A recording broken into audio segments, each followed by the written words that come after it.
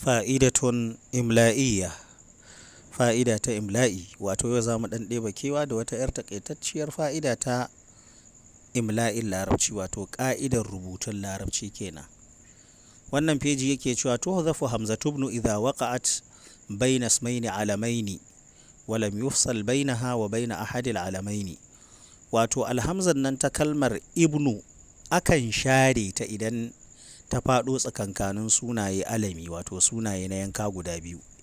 In har kalmar ibnu ta faɗo a tsakiyansu, walam yufsal bainaha wa baina ahadil alamaini, sannan kuma ba a rabe ta tsakaninta da ɗaya daga cikin waɗannan sunayen na yanka guda biyu ba, to a wannan hali hamzan ta kalmar ibnu za a share ta.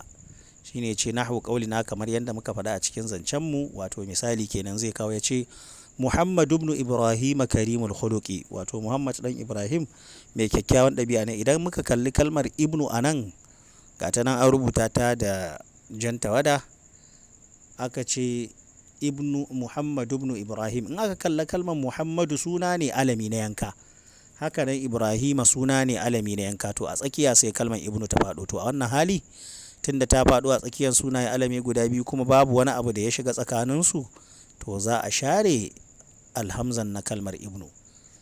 Sai ci gaba da cewa wa tathbutu hamzatu ibnu, amma alhamzan kalmar ibnu tana tabbata idza lam taqa baina alamaini, idan ya zamo bata faɗo tsakankanin suna alami guda biyu ba.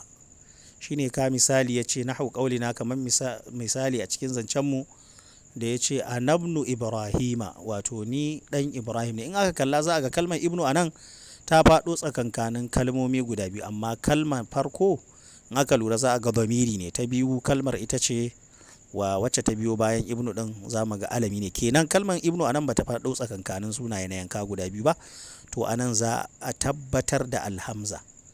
Hakanan misali na biyu ce ibnu Ibrahim karimul khuluqi, wato dan Ibrahimu mai kyakkyawan ɗabi'a ne. Kalmar ibnu anan ta zo ne ma a farkon jumla, to saboda haka za a tabbatar da wato hamza ta kalmar ibnun kenan.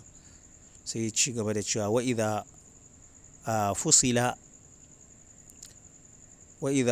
bainaha